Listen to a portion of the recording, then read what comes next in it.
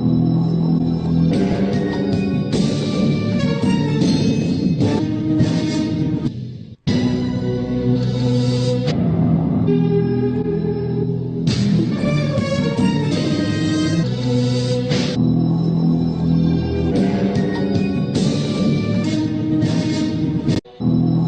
chers frères et sœurs en Christ à travers le monde, que Dieu vous bénisse abondamment et puissamment au nom de notre Seigneur et Sauveur Jésus-Christ. C'est une grâce et une joie immense que nous avons, le frère Cotry et moi, de faire cette petite causerie en marge des grandes rencontres de Villeneuve-sur-Bélo à France.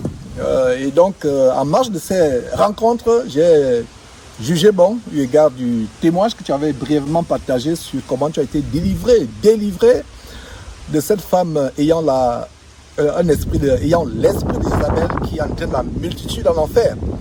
Et je pense que cette causerie pourra édifier les uns les autres sur les dangers de ces dérives sectaires, sur les dangers de ces ouvriers de Satan qui sont déguisés en ministres de Christ, et plus grave encore quand il s'agit des femmes qui ne sont que remplies, manipulées, inspirées par un esprit de séduction, par un esprit d'égarement de séduction.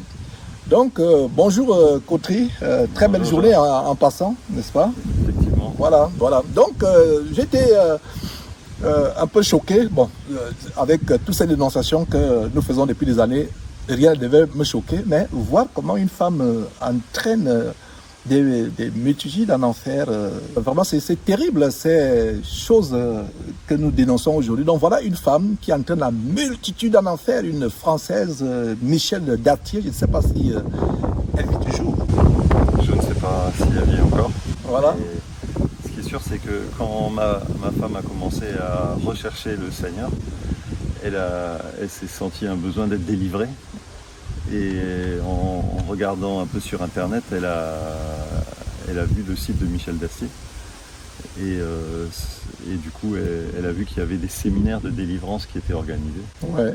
Et c'est comme ça qu'elle y est allée. Au début, moi, je n'étais pas vraiment pour, mais finalement, je l'ai accompagnée sur un premier séminaire qui s'est passé à Lille. Ouais. Et Mireille n'était pas inspirée d'avoir des délivrances à ce moment-là, mais après, on était retourné plus tard. Ouais. Dans le sud de la France, dans notre séminaire.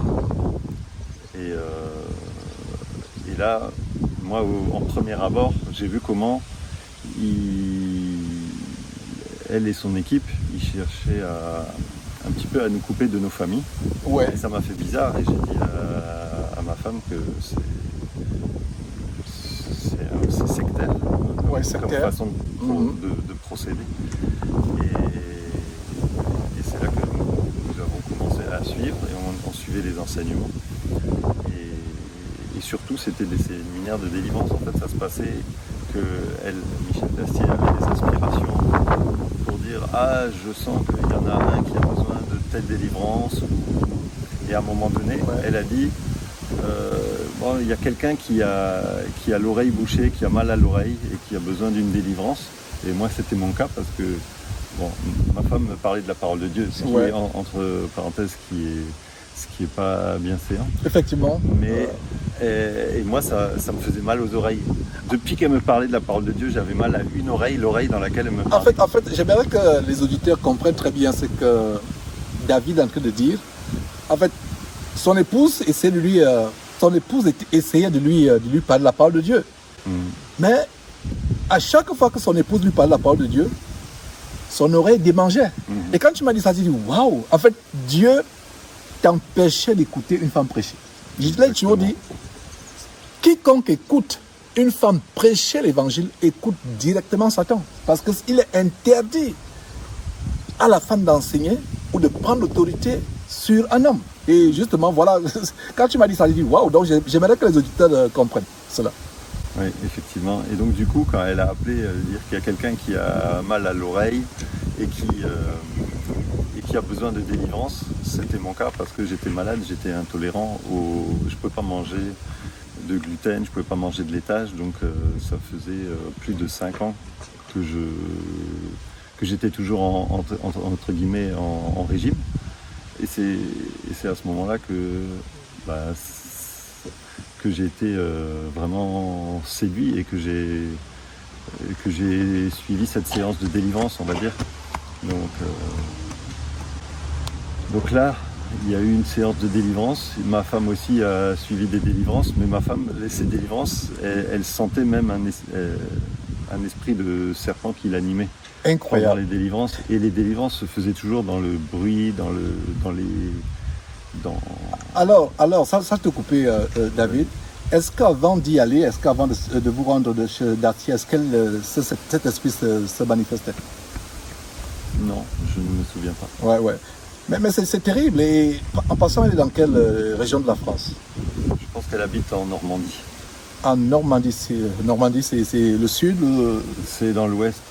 À l'ouest de la France, Normandie. L'ouest, on va dire, de la France. Donc elle a un ministère avec toute une équipe, des personnes... C'est un ministère, on va dire, féministe, si on veut. On sent que la femme est promue à travers ce ministère. Ok. Et bon, au début, ne connaissant pas vraiment la parole de Dieu, ça me dérangeait pas. Ouais, tu ne connaissais pas la parole de Dieu, effectivement. Et la plupart d'entre vous qui ne connaissez pas la parole de Dieu, j'aimerais d'ailleurs que nous lisions quelques... Oui, vas-y d'abord. Et à ce propos, justement, parce que quand on est dans l'égarement, c'est la parole de Dieu qui nous délivre. Voilà, c'est la parole de Dieu qui nous délivre. Voilà. Donc, j'ai commencé à lire ma Bible, et en lisant la Bible, je suis tombé sur 1 Corinthiens 14. Ouais. 1 Corinthiens 14, verset 34. Est-ce que tu peux nous le lire, s'il te plaît? Et donc la parole de Dieu nous dit, 1 Corinthiens 14, tu peux y aller. verset 34 et 35. Comme dans toutes les églises des saints, que les femmes se taisent dans les assemblées, car il ne leur est pas permis d'y parler, mais qu'elles soient soumises, selon que le dit aussi la loi. Voilà. Si elles veulent s'instruire sur quelque chose, qu'elles interrogent leur mari à la maison, car il est malséant à une femme de parler dans l'église. Donc c'est des versets que tu ne savais pas. Que voilà. je ne connaissais pas, mais que tu du ne connaissais coup, pas, voilà. Regarde Georges, j'ai mis un gros point d'interrogation. Voilà. Dans ma Bible. Pas... Ouais. Hein? Voilà. Un point d'interrogation, voilà. Donc, et c'est pour ça que je dis c'est la parole de Dieu qui délivre, parce que là, ça m'a posé problème à un moment. Mais étant dans l'égarement embrigadé, on va dire, j'ai dit bon, passons à autre chose. Peut-être je comprendrai plus tard. Ouais. Mais en fait, voilà, ça c'était le premier message que le Seigneur nous envoie au travers de sa parole. De sa parole, effectivement, que la femme ne peut pas... ne peut pas enseigner ou prendre l'autorité sur les hommes. Et justement, il y a un autre verset qui est encore beaucoup plus fort dans 1 Timothée. Je ne sais pas si tu peux nous le lire. 1 Timothée au chapitre 2, si on peut lire à partir du verset... lisons du verset 9 jusqu'à la fin de ce chapitre. Ok. Donc, 1 Timothée chapitre 2, qui va dans le même 9, sens voilà. Que le verset de 1 Corinthiens 14 que nous venons de partager. Je veux aussi que les femmes, vêtues d'une manière décente, avec pudeur et modestie, ne se parent ni de tresses, ni d'or, ni de perles, ni d'habits somptueux, mais qu'elles se parent de bonnes œuvres comme il convient à des femmes qui font profession de servir Dieu. Que la femme écoute l'instruction en silence, avec une entière soumission. Je ne permets pas à la femme d'enseigner, ni de prendre autorité sur l'homme, mais elle doit demeurer dans le silence. Car Adam a été formé le premier, Ève ensuite, et ce n'est pas Adam qui a été séduit, mais la femme qui, séduite, s'est rendue coupable de transgression. Elle sera néanmoins sauvée, en devenant mère, si elle persévère avec modestie dans la foi, dans la charité et dans la sainteté. Qu'est-ce que nous voyons ici? Nous voyons qu'en fait, il y a un esprit de Satan. C'est le serpent, c'est l'esprit reptilien, c'est l'esprit de Satan qui est derrière toute femme qui enseigne. Et donc voilà, ces versets qui nous montrent que la femme ne peut pas enseigner. Je pense que c'est une bonne fondation scripturale, comme nous allons poursuivre avec cette causerie. Et d'ailleurs, j'aimerais justement cimenter cette fondation biblique, scripturale, avec le commandement, parce qu'il y a des personnes qui disent que non, l'apôtre Paul était misogyne, à savoir qu'il n'aimait pas les femmes. Alors, c'est un mot tout simplement, ne soyez pas influencé, intimidé par ce mot pédant. Donc il était misogyne, c'est-à-dire qu'il n'aimait pas les femmes, ce qui est faux. Il y a d'autres personnes, des femmes rebelles, qui disent que non, l'apôtre Paul n'est pas mort pour moi. Moi, je ne suis pas l'apôtre Paul, moi je suis le Seigneur Jésus-Christ. Alors, voyons ce que le Seigneur Jésus-Christ dit en Apocalypse chapitre 2. Cette fois-là, je vais le lire. En Apocalypse chapitre 2, Jésus-Christ étant déjà au ciel, parle à l'Église. Regardez ce que Jésus dit en Apocalypse chapitre 2, au verset 20. Jésus met en garde l'église de Thyatire. Et au verset 20, d'abord il commence par les éloges. Regardez au verset 19, Apocalypse chapitre 2, verset 19. Le Seigneur Jésus-Christ, depuis le ciel, ce n'est plus celui sur qui on pouvait cracher, ce n'est plus celui à qui on pouvait donner des soufflets, gifler, ce n'est plus celui qu'on pouvait crucifier, mais celui qui est assis à la droite de Dieu dans toute son hyperpuissance, dans toute sa gloire. Mais regardez ce que Jésus dit. Il reproche une église. Mais avant de reprocher une église, en Apocalypse chapitre 2, verset 19 à l'église de Thyatire, voici ce que dit le Fils de Dieu.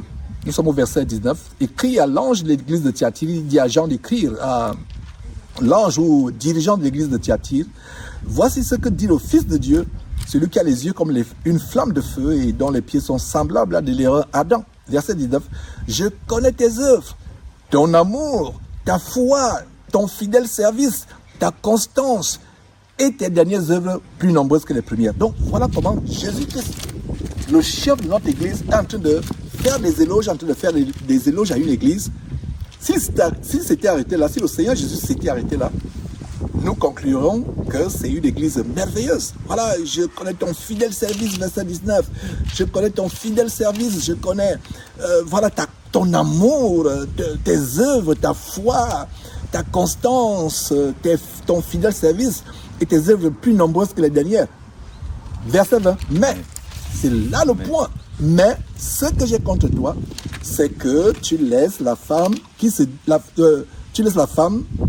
Jézabel, en fait, la femme elle s'appelle pas Jézabel, c'est l'esprit de Jézabel. Si vous alliez dans le livre de 2 Rois pour voir un peu l'histoire de Jézabel, la femme masculinisée, perverse, diabolique du roi efféminé Achab.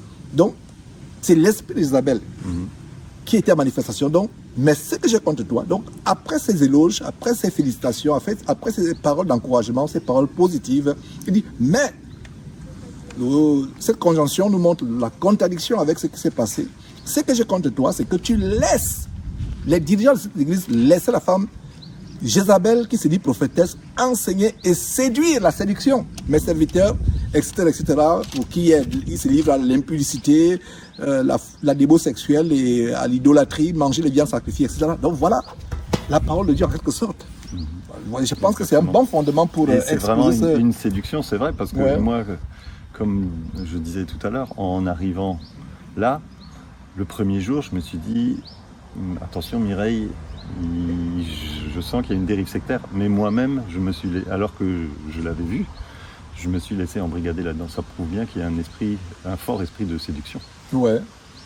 Donc c'est vrai qu'il y avait des impositions des mains, il y avait des manifestations vraiment, même on va dire impudiques. Il y avait des délivrances, normalement ça doit se faire dans la paix, mais les délivrances, on sentait beaucoup de manifestations qui n'étaient pas normales pour des enfants de Dieu.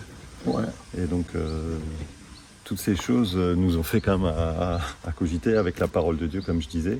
Aussi, ma femme avait fait un songe où c'était vraiment l'idolâtrie, comme on l'a lu là, dans Apocalypse, chapitre 2. C'est vraiment l'idolâtrie, et à un moment donné, on devient idolâtre. Et en fait, Michel Dastier, elle se prend pour Dieu. Et ma femme avait fait un songe où elle la voyait sur un trône, assise, de manière orgueilleuse, et où c'est comme si elle la voyait comme son Dieu. Incroyable. Et donc, vous voyez que ça, c'est complètement anti-scripturaire. Anti-scripturaire. Puisqu'en fait, nous, on doit adorer notre Dieu et le Seigneur Jésus-Christ, et eux seuls. Et en dehors, on doit surtout se préserver de toute idolâtrie. Or, entre guillemets, on encourage une idolâtrie, c'est parce que c'est elle qui à chaque fois dit « je vois ça, le Seigneur me montre ». Et les gens, ils vont se faire délivrer, mais en fait, ils vont se faire envoûter. Ouais. Ça, je vous dis la vérité, on se fait envoûter. Et après, avec les impositions des mains, on est tellement séduit qu'après, on est accroché. Et pour sortir, c'est difficile. C'est pour ça qu'avec la parole de Dieu, avec ce songe aussi, et avec différents autres éléments, en fait, la dernière fois qu'on y allait aussi, c'était sur Reims. Et à un moment donné, elle a carrément dit quelque chose qui nous a tellement choqués et ce qui nous a aussi permis la délivrance. C'est que comme c'était pas loin de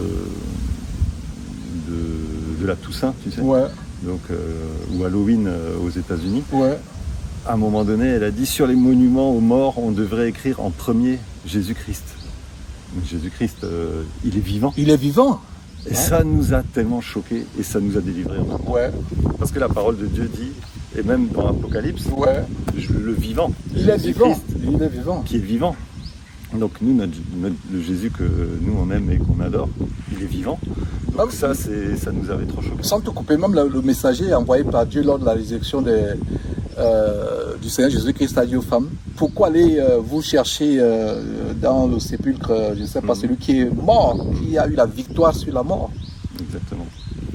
Et donc dans ce dernier séminaire aussi, il y a quelqu'un qui nous a dit, oh, j'ai une vision, je vois le Seigneur Jésus-Christ qui arrive, et il arrive au milieu de nous.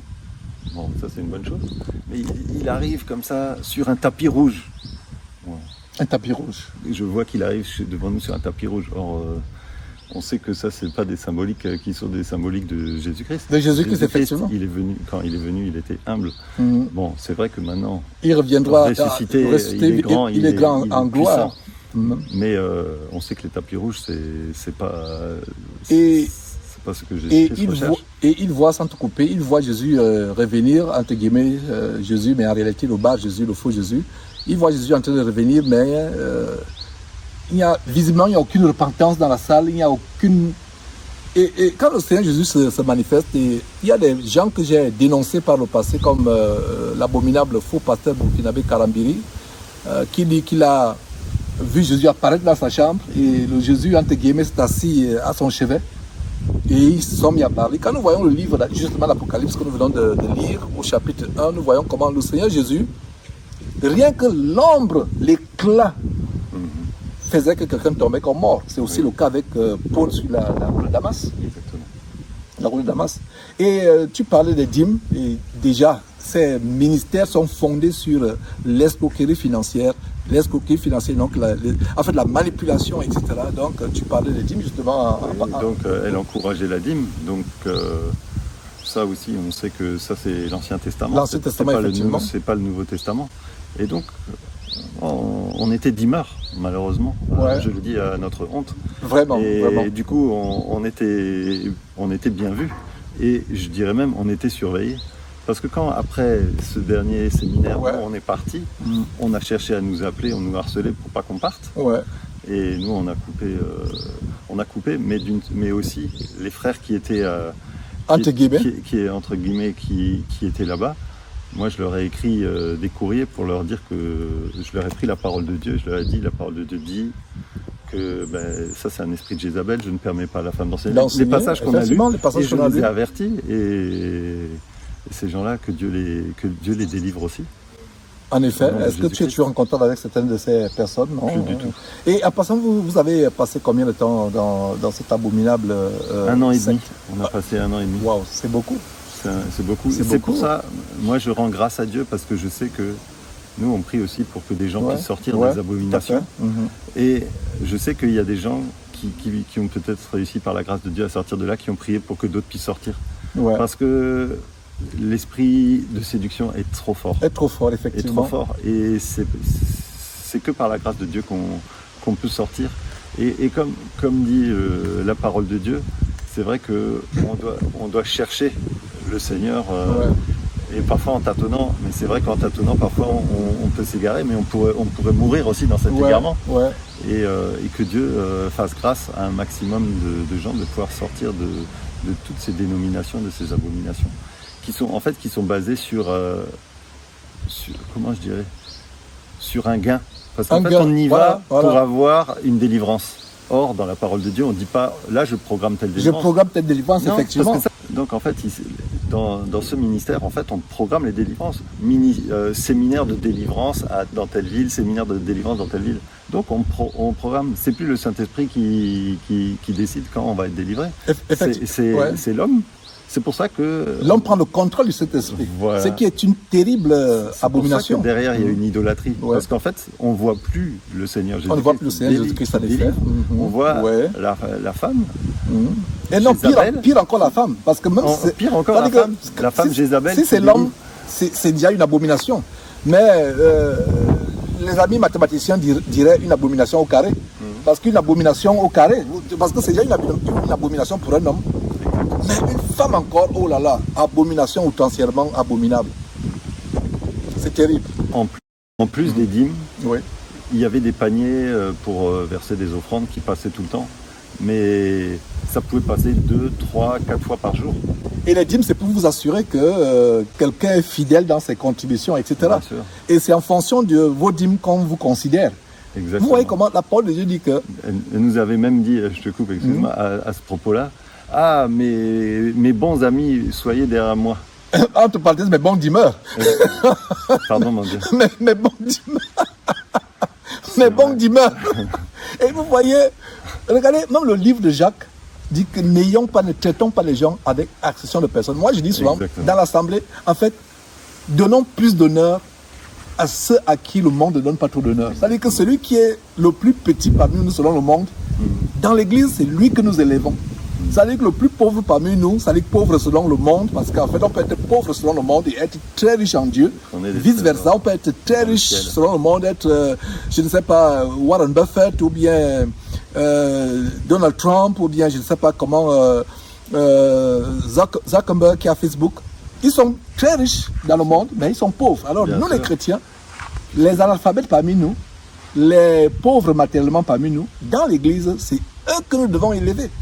Or, dans ces sectes, ces abominables églises qui ne sont que des camps d'embarcation pour l'enfer, des camps de concentration pour l'enfer, ces églises ne sont que des endroits où on fait accession de personnes. Exactement. On traite les gens par motif d'intérêt. Exactement. Regardez les premières places. Si vous allez à Hayon, à la place Saint-Denis, aux abords de Paris, C'est là où il y a beaucoup de fausses églises. Voilà. Et c'est là où il y a la basilique de Saint-Denis. Voilà. Donc c'est historiquement, il y a quelque chose de spirituellement négatif. négatif. Tellement négatif.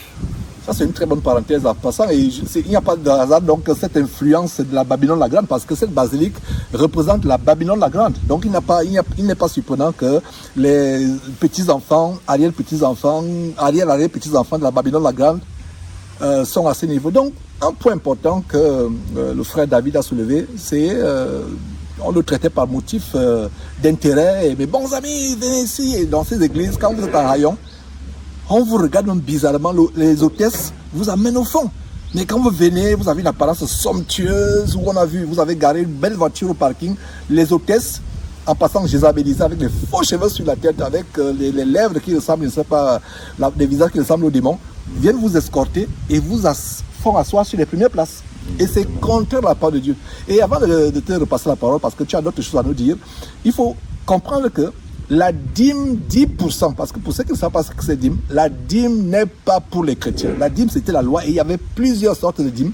Il y avait même la dîme que la personne qui offrait devait manger. La dîme, c'était des aliments, c'était matériel. La dîme n'a jamais été l'argent, même dans l'Ancien Testament. La dîme, c'était les aliments, les produits de la terre, l'élevage, etc. Et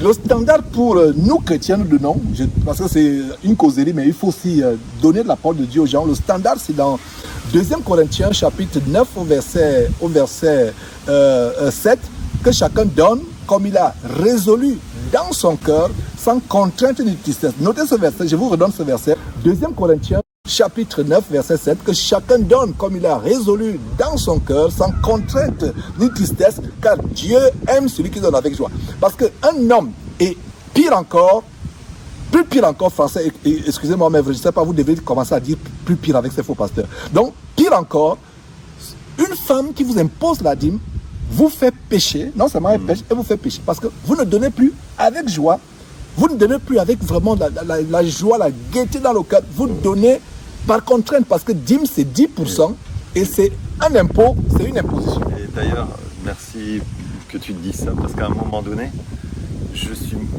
même allé la voir en lui disant que la dîme, au début, ça me faisait mal. Que je donnais pas avec bon cœur. Et au bout d'un moment, j'étais tellement bien endoctriné que j'ai commencé à donner avec bon cœur. Plutôt bien envoûté. Bien envoûté. Et donc, en fait, c'est vrai que on doit donner avec joie, mais aussi selon la parole de Dieu. Et la dîme n'est plus d'actualité. Et voilà comment moi-même j'ai été envoûté dans cette abomination du ministère de la Voix pendant 24 ans, un envoûtement terrible. Toi, tu as fait 1 an. Moi, j'ai fait plus de 20 ans dans cette abomination où il y a le contrôle et il y avait là une femme. Il y a le contrôle. Il y a le contrôle, la manipulation.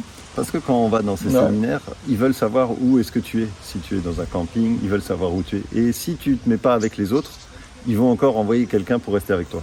C'est ce qu'ils nous ont fait. Et il y a même des séminaires abominables. Enfin, il y a des églises abominables, églises entre guillemets. Ce serait même un blasphème de parler d'église parce que ce ne sont pas les églises, c'est des camps d'embarcation pour l'enfer avec toutes sortes de musique, toutes sortes de... Vraiment, c'est terrible. Ils vous font remplir des fichiers.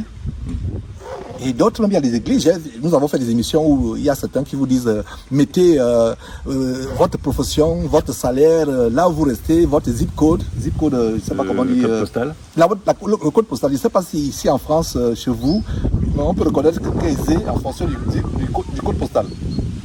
Parce qu'aux États-Unis, ton code postal peut dire à quelqu'un s'il est dans un quartier opulent ou pas. Ah, ça, tu peux par moment savoir si tu es dans un quartier bien ou pas. Ok, d'accord. Donc, ces gens, ils passent avec des enveloppes. Quand vous arrivez pour la première fois, il y a des formulaires, votre nom, votre profession, des fois même votre bulletin de salaire. Et ils ont ce faux verset qui dit, enfin, ils ont cette fausse interprétation, parce que rien dans la parole de Dieu n'est faux, mais ils ont cette fausse interprétation, autant pour moi, qui dit que celui à qui on prêche la parole de Dieu fasse état de tous ses biens à celui qui lui prêche. Et c'est pour ça que je dis vraiment, c'est les bandes d'escrocs, c'est la criminalité évangélique en mal organisée. C'est de l'escroquerie. Ouais.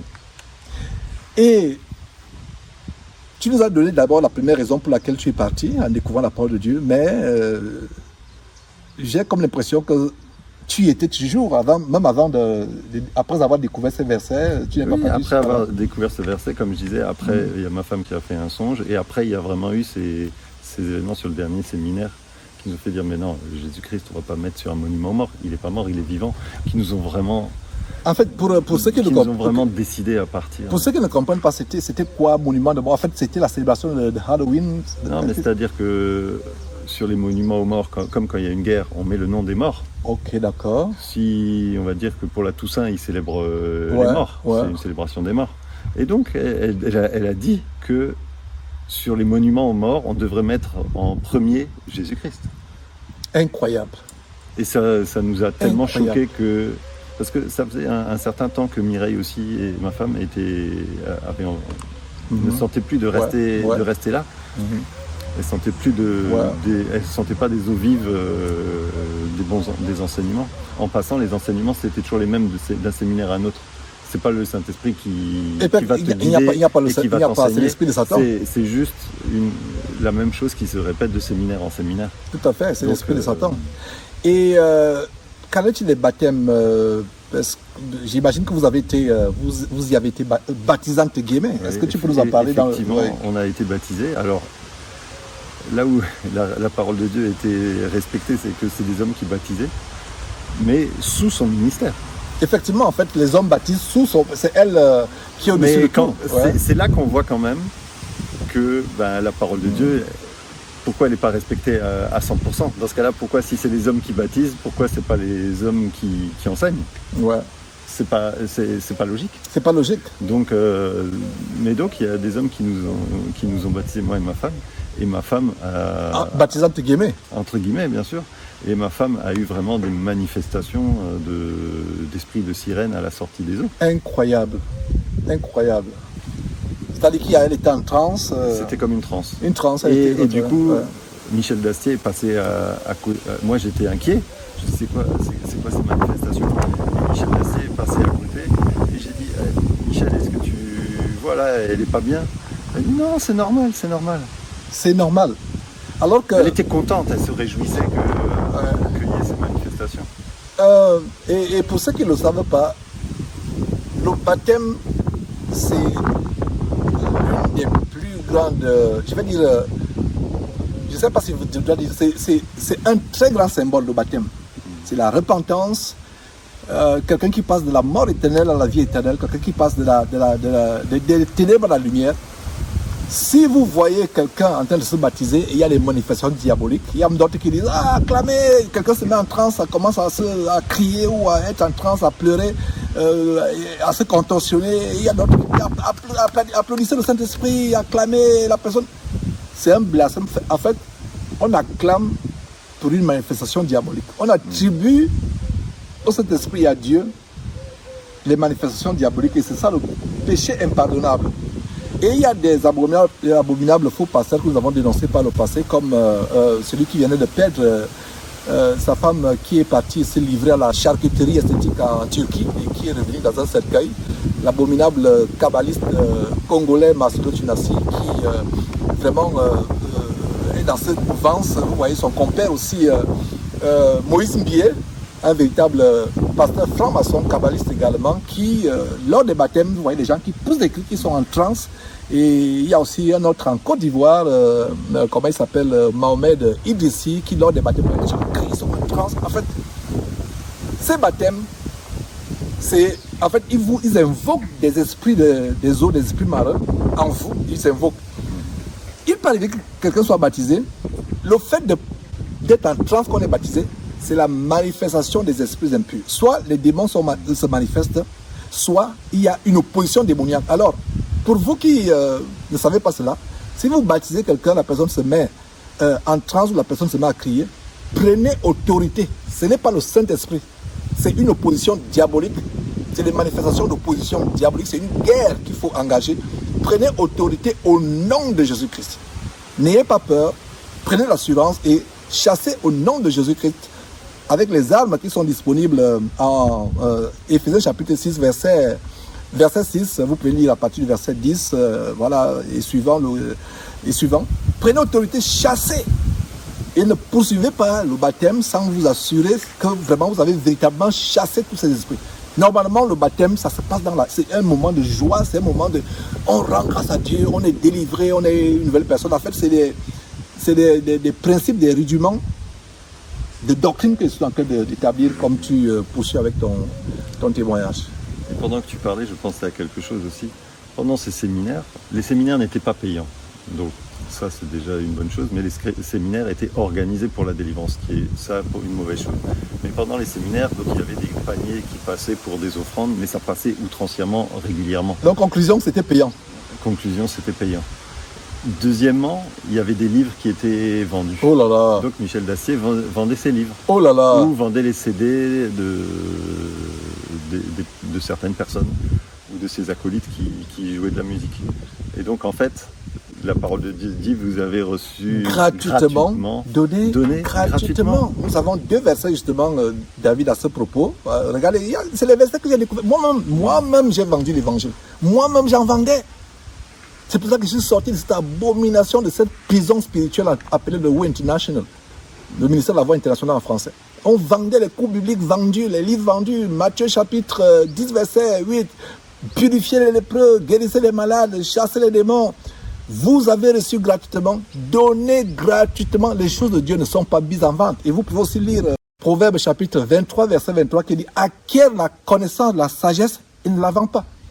Il y a des gens qui vont dire, mais Georges, la Bible que tu as là, elle est vendue. Là, tu as acheté, là, tu as eu gratuitement. À ces gens, je dirais ceci. La Bible n'est pas vendue par ceux qui l'ont écrite.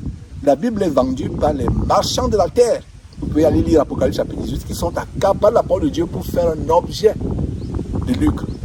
Moïse, qui a écrit la plupart des livres dans l'Ancien Testament, enfin, je veux dire les livres majeurs de l'Ancien Testament, Genèse, Exode, Lévitique, Apocalypse, Moïse n'a jamais vendu ses livres. Qui l'écrivait? L'apôtre Paul, les sommes de David David ne les a jamais vendus. Paul, Jérémie, Ésaïe, ils n'ont jamais vendu la parole de Dieu. La parole de Dieu a été vendue par les marchands de la terre, pas par ceux qui l'ont écrite, inspirée par Dieu. Voilà. En plus, quand on parlait tout à l'heure d'acception de personnes, Ouais. c'est-à-dire bon, par rapport aux revenus peut-être, mais aussi, c'était un ministère où il y avait beaucoup de gens de couleur noire. Ouais. Mais moi, je ne sentais pas le respect envers les Noirs. Incroyable. On sentait comme une suffisance par rapport à une différence. Il y a acception. Pour moi, il y avait acception de personne, honnêtement. Donc, ceux qui étaient d'une race autre que celle caucasienne étaient moins traités selon ton constat. Non, je trouvais que dans la façon de parler, c'était pas. Il y avait moins de respect. Il y avait moins de respect. Il y avait moins de... trouvais. Effectivement, c'est terrible. Il y a aussi son compère Vendigny, Et pourtant, je dirais que son fonds de commerce, ouais, c'était beaucoup les Africains. alimenté par les Africains, effectivement. Mais à l'égard à l'encontre des Africains, il y avait des manifestations de dédain, de mépris. Et il y a aussi son compère Daniel Vendigny, qui lui aussi le Bénin français, qui se livre à des actes de Kundalini en public, où ses fidèles entrent en transe afin de leur projeter des énergies diaboliques. Ils sont en transe. Lui aussi, on a vu le témoignage de la sœur Blandine. Je ne sais pas si tu l'as suivi, Blandine, qui aussi a été confrontée au racisme de Vendigny, comment il se moque même des Noirs d'Afrique, alors que ce sont ces pauvres nouvellement émigrés en France qui pensent avoir le salut à travers ces faux pasteurs. Tel veut un visa, tel veut ceci. Et c'est terrible ce que tu dis. Moi, vraiment, c'est choquant. Donc, vous devez sortir de ces endroits et suivre le Seigneur Jésus-Christ lui seul. Et je me rappelle aussi d'une délivrance. Il y avait une délivrance pour ma femme d'un esprit de sirène. Et pendant la délivrance, ma femme, à un moment donné, a demandé de stopper la délivrance. Parce qu'elle sentait qu'elle était en train de bouger comme un serpent. Et là, elle a eu une grande révélation. C'est-à-dire qu'elle a compris la punition de Dieu envers le serpent qui a été puni dans Genèse. Voilà. Et qui doit se mouvoir avec une telle souffrance. C'est-à-dire que ramper sur la terre, c'est tellement difficile. Elle a compris à quel point le serpent a été puni de manière vraiment très grave, parce qu'il a gravement péché contre Dieu. C'est très fort ça, c'est très fort ce que tu viens de dire là. C'est très fort. Mais par la grâce de Dieu, elle a fait stopper cette soi-disant délivrance qui était vraiment un envoûtement. On lui faisait rentrer plutôt un esprit de serpent. De serpent, effectivement. Quel discernement, et c'est Dieu qui lui a révélé ces choses. Par elle-même, je suis persuadé que par elle-même... C'est la grâce de Dieu. C'est la grâce de Dieu, effectivement. Donc frères, regardez vous-même, frères et sœurs. Vous pensez qu'on exagère quand nous dénonçons ces choses? Ces voix, c'est la voix de la mort. C'est la voix de la mort. L'enfer est ouvert, il vous ouvre l'enfer. Vous dîmez, vous vous appauvrissez, il vous gruge et pour vous traîner en enfer. Et je ne sais pas si nous avons oublié un détail, mais quel message tu peux donner à ceux qui sont encore retenus captifs, qui pourraient t'écouter, qui pourraient même peut-être... Attends-toi à voir des pierres. Il va dire non, il exagère, non, c'est lui plutôt qui a aveuglé, il est devenu un disciple de Georges, etc. Non, ne me suivez pas, suivez le Seigneur Jésus-Christ. De Jésus-Christ. Non. Il ne faut pas être disciple d'un homme. Voilà, Jésus-Christ TV, c'est la télévision pour, excuse-moi David, c'est la télévision pour amener les gens à suivre Jésus-Christ et non un homme. Exactement. Ce que je peux conseiller, c'est de lire la parole de Dieu et de la mettre en pratique. Parce que c'est en voyant la parole de Dieu qu'on évite d'être avec des femmes pastoresses, que la parole de Dieu dit sortez du milieu de mon peuple, donc c'est-à-dire sortez des dénominations. Et sortez fuyez les gens qui vendent l'évangile, fuyez les gens qui vivent justement de la misère des gens, parce qu'en fait c'est parce qu'il y a des souffrances, qu'il y a un besoin de délivrance, que là la situation sera pire après. Donc c'est vraiment attachons-nous à la parole de Dieu et examinons-la et la parole de Dieu nous révèle qui est vrai et qui est faux. Et après faut rendre grâce à Dieu aussi, ou implorer le Seigneur pour qu'il nous guide toujours bien dans nos vies. Et la véritable délivrance, vous n'avez pas forcément à aller voir un soi-disant homme de Dieu. Je ne sais pas si tu étais, je pense que tu étais le dimanche où ce jeune frère de la Côte d'Ivoire a témoigné comment après 12 ans comment sa femme avait des fausses couches, les enfants mouraient. Je ne sais pas si tu peux partager ce témoignage. Ouais, donc en fait, ce que je voudrais... Bon, ce frère a vécu beaucoup de souffrances et sa femme beaucoup de fausses couches. Et après 12 ans, il a enfin eu la grâce de Dieu de pouvoir avoir un enfant après s'être accroché à la parole de Dieu, après être sorti des dénominations, c'est vrai. Et donc, il s'est accroché à la parole de Dieu. Il a eu foi en notre Seigneur Jésus-Christ qui pouvait lui le délivrer de toutes ces attaques qu'il subissait constamment. Les avortements involontaires, des fausses couches pendant 12 ans et une dizaine environ, ça ne n'est pas le nombre exact, voilà. Et plus il allait voir ces faux pasteurs en Côte d'Ivoire, plus il y avait ces fausses couches, ces avortements. Pire c'était. Ouais, c'était pire. C'est merveilleux aujourd'hui qu'on peut exposer. Ça me rend triste parce que peut-être certains sont morts étant dans cet envoûtement. Ça doit être une femme bien âgée aujourd'hui. Oui, je ne suis plus du tout. Ok, mais elle était à votre époque. Elle était déjà âgée. Âgée. Vous en êtes sorti. Vous vous êtes évadé il y a combien de temps? En 2013. 2013, waouh, il y a 11 ans, votre évasion. Et en passant, c'est ma femme qui a commencé à suivre les enseignements de Jésus-Christ TV et qui nous ont permis de trouver une trompette qui dénonce les œuvres des ténèbres et ça nous a aidé à sortir peut-être de là aussi. Ok. Sinon, quand tout à l'heure je disais que on est pisté, on était allé à un séminaire et ils étaient tous allés dans un camping et nous on était allés plus loin dans un autre camping et du coup ils ont envoyé un autre frère pour venir se mettre à côté de nous. Bon, nous, on était contents, on les a accueillis, mettez-vous juste sur l'emplacement à côté de nous. Et après, ils ont même envoyé un deuxième frère qui était, on va dire, la garde rapprochée et qui sans cesse nous prenait pour aller nous imposer les mains. Il disait à un moment donné, je vois ton grand-père, on dirait c'était un ancien SS, et donc il y avait plein de choses qui étaient complètement fausses parce que, au contraire, pendant la Deuxième Guerre mondiale, il a même refusé d'être dans l'armée allemande parce que habitant en Alsace. Ouais. Donc c'est complètement insensé comme propos. Insensé, c'est faux. Et donc ça veut dire qu'on était vraiment pistés. Ouais. Et que c'était l'imposition des mains à outrance. Ouais. Alors que la parole de Dieu dit ne vous précipitez pas pour imposer les mains à quelqu'un. Voilà, n'imposez pas les mains avec précipitation, effectivement. Aussi, ce que je pourrais dire, c'est que pendant qu'il y avait les séminaires, donc les adultes étaient là, il y avait des louanges aussi, et ces délivrances.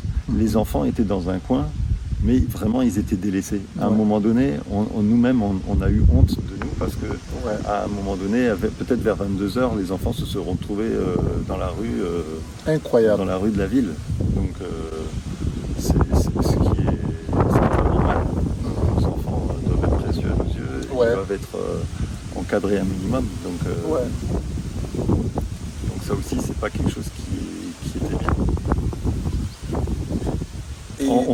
En fait, entre guillemets, on sépare les enfants et les parents. Tout à fait, c'est pas normal. Et donc voilà, mes frères, cette conversation, nous avons préparé pour ces grands moments que nous allons partager. Donc voilà, c'était tout simplement une petite causerie en marge de ces grandes rencontres qui, je crois, seront une bénédiction pour plusieurs et peut-être nous pourrons, par la grâce de Dieu, prendre d'autres témoignages toujours en marge de cette grande rencontre de Villeneuve-sur-Bélo, dans la commune de Villeneuve-sur-Bélo, dans la Ville des Fans, et sortez de ces abominations. Accrochez-vous à la parole de Dieu. Et nous n'avons pas fait cette causerie pour que vous abandonniez l'abominable femme Michel Dartier, pour que vous me suiviez. Non, mais pour que vous recherchiez véritablement celui et celui seul par qui vous pouvez être sauvé. Et exactement, quand nous on est sortis de là, on s'est dit, notre église c'est notre foyer. Voilà, effectivement. Et on se base sur la parole de Dieu. Et moi, je suis le chef de la famille et j'enseigne ma famille. Voilà. Et on était tellement réfractaires. Et c'est ça aussi le piège, c'est que derrière, on a été vraiment tellement longtemps réfractaires à pouvoir rencontrer des frères et sœurs. On avait tellement peur d'être encore de nouveau endoctrinés ou de tomber. En fait, ça donne la peur de tomber à nouveau. Parce qu'on se laisse tellement facilement séduire que vraiment le Seigneur fasse grâce. Et si on peut faire une prière pour qu'un maximum de gens de Jésus-Christ puissent sortir de toutes ces dénominations, de toutes ces abominations.